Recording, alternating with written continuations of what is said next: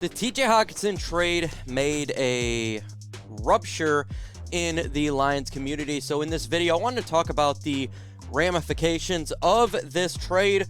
What are the picks the Lions have this year, next year? Because there's a lot of confusion going around, and I'd like to get it, as well as what does it mean for the cap and going forward for this team? Because, hey, he's a big piece. There's ramifications. But before we get into the video, we're 250 subscribers away from magical 5,000. Go ahead and hit that subscribe button so you don't miss out on the latest news and rumors regarding our Detroit Lions. Let's go ahead and start this bad boy.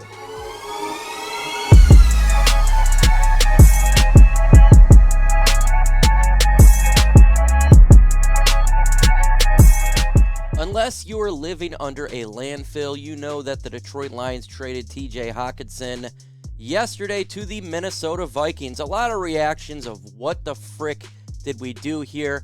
You know, what does it look like for the draft? Everything going forward. So I wanted to break it down what our draft spots look like now this year and next year. And then we're going to talk about the financial ramifications. So right now, this is what you have, folks. We have the first pick right now. We have pick 14. We have pick 32. That is the Lions pick. Then we got the pick 61. That's the pick from the TJ Hockenson trade. We still got a round 3 pick.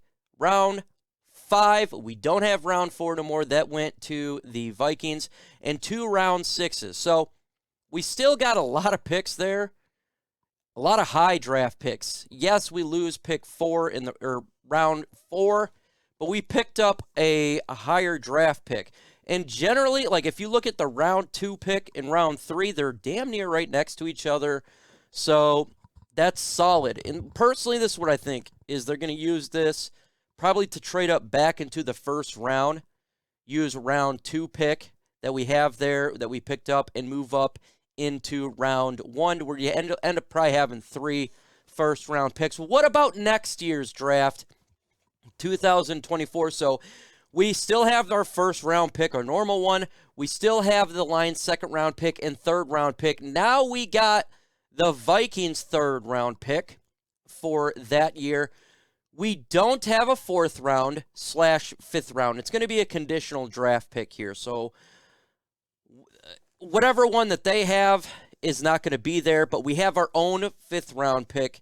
Again, the conditions are attached, so there's no more fourth or no more fifth. It just depends on the condition. That's what it says, Vikings pick. Okay, and then we have our 6th round pick and our 7th round pick. So we still got the same amount of draft picks you would expect, just in a different order. So it doesn't really change a whole lot. What about the financial ramifications for this move? The Lions going to save approximately $9.4 million against the cap after this year. So that means the Lions going to save some money, obviously. And that's a damn good thing. We want to be able to save money. And if they release Big V, Michael Brockers, and Jared Goff, you're looking at over $60 million in cap space. Are they going to do all that? I don't know. I couldn't tell you. But that's what we're sitting at right now for the cap. Michael Brockers for sure going to get released. There's no way he's coming back. You know, the other two is a little bit different there. And that's what it means going forward. Now, obviously, we got to go against TJ Hockenson in the Minnesota Vikings this year and twice next year. But will they even re-sign him? They are going to be in cap hell after next year. So there's a possibility that TJ Hockenson doesn't even stay with the team. And report came out today from Detroit Lions podcast, Chris over there. He said from what he knows, and he is in the know on some things, that TJ Hockenson didn't want to be here anymore. He wanted to go to a winning team. He wasn't going to sign with the Lions. Wasn't going to re-sign, and if it would be giant money. But he just didn't want to be here anymore. So what are you going to do? You're going to have him be here, not sign, let him walk, or you trade him for as much asset that you can get. So, and look, I get it from both parties. From TJ Hockenson's stance, he wants to be with the winner. No doubt. The guy has been part of a regime with Matt Patricia, Bob Quinn, of losing there, and it was bad, and then he's losing here. He wants to go to a winner, so he got that. He went to a winner over there, and the Detroit Lions have draft picks to build this defense up, because when you look at tight end, it's a luxury pick. We drafted a tight end in James Mitchell, and that's how also, let me tell you how it's going to change with the roster as well. So Brock Wright's going to be your number 1 now. James Mitchell's going to be your number 2.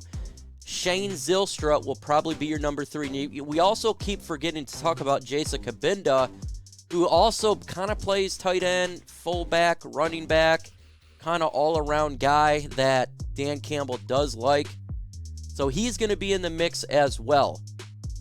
So it makes a lot of sense for the Lions to trade him. Whether you like it or not, from both parties, it does make sense. I know he's a fan favorite around here, and everybody hates losing a player that you personally like. My favorite player was Quandre Diggs, and he got traded to Seattle Seahawks a couple years ago, and that sucked for me. But at the same time, it is what it is. It's the NFL, and there's not a whole lot that we can do about it. I wish nothing but the best for TJ Hockenson, except for when he plays against the Detroit Lions and when we're actually going to be competing. Now, again, this is a team, the Detroit Lions, that are 1-6. Yes, they waved the white flag.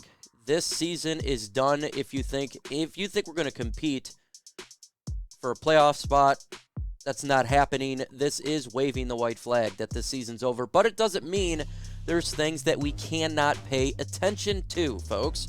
There is quite a bit that we can pay attention to. First off, a lot of young players. Kirby Joseph, watching his development is really awesome to see. Just like Brad Holmes, Dan Campbell say, and obviously our owner, Sheila, is you want to see these, you want to draft your team, but you want to see the development of these young players. So Kirby Joseph is doing good so far in development. Joshua Pascal, we'll see what he can do in his 3rd game. You want to see Aiden Hutchinson get better. You want to see these young guys improve. Malcolm Rodriguez. And I'd love to see Houston, that linebacker that we drafted as well at some point. So that's what we have to look forward to now. And the NFL draft. Rooting for the Rams to lose here. The worse the Rams play, the better the first-round draft pick that the Lions got.